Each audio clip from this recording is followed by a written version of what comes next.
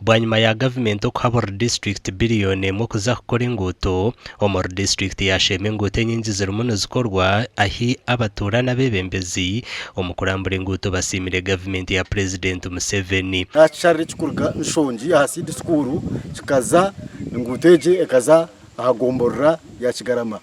ahantu amaziro bwire buringwa atakorabwa kurga kanyeganyeje kurga mijena kuza kanyeganye no urutwire miliyoni 9 urguto kurga Kigarama kuza nshonji miliyoni 8 swamp feeling mukombe sankundi miliyoni 3 rwakahuma cyarwera bugonji miliyoni 1020 muko nyakabirizi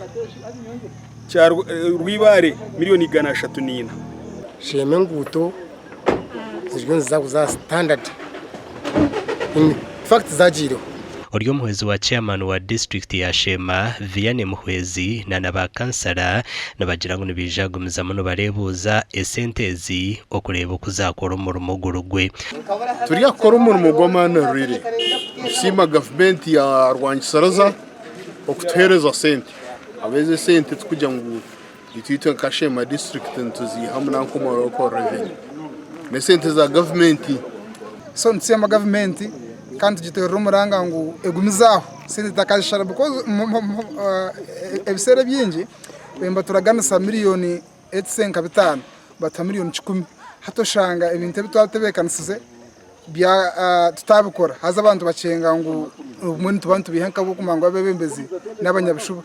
nurahatize tukozereza nko gutobwa kuniyo musausi nubuce by size at sente kuzezo rhonyinja bwenchi takuzextendega zikaba mpango before putting on gravel twateka gravel then abantu enguto zikaba accessible abo bwahati nabakora sport maraming hamwe no kwigura emifureje omyanye birerye kizibu okurebeka ngo yaterera amakuru agagasha kwa Sheikh Abdulatif.